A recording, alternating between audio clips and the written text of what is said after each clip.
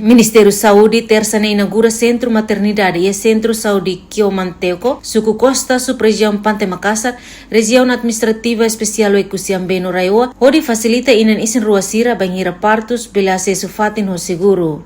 Diretora-Geral Cuidado Saúde Primária e Ministério Saúde, Elizabeth Letomawateten, infraestrutura ne hetan apoio fundo se governo Austrália, lihusi Agência Internacional de FAT no PhD. Também ne husu atu usa responsabilidade liuli mobiliário sira. Hakarak hatongos katak mobiliário serve mai ohini tapos sira hetan governo central apoio mai be baoin haho ohin baoin ne responsável husi diretor regional to sefi Kiomanteco atau asegura na fatin idane nomos mobiliário serve mai tapos sira hetan atau asegura na fatin bele usa itinam baraknya larang la bele dan orang itahare umane bonita itahare kusang serne di dia de armari mos kapaste kadera sedia kapaste depois pulang dari rumah mai fali itahare fali armari serne kliu kona ormatan serne komisa takala dia kona tamane haudihan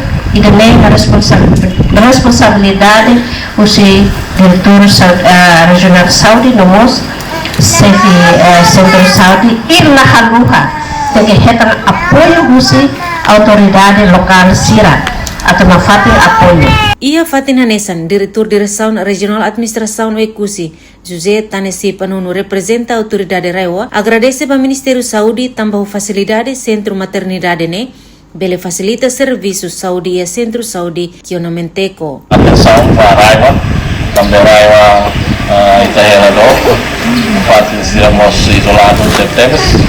Kita precisa buat barat atau bele facilita a comunidade e a Raiwa. É mesmo que osane maiu si tenia vizinho sira si Austrália, mas vai agradecer também ao esforço do Ministério bele facilita a comunidade e a Raiwa. Construção ne medida metro Sanulu Resen Lima vezes hitu completa quedas ho sala walu haris fatin rua. No sala visita rua, nebe executa os empresa Safeguard Unipessoal LDA, o valor contrato, rigon walu nulu Resen Lima Resin, o duração serviço fulantolo.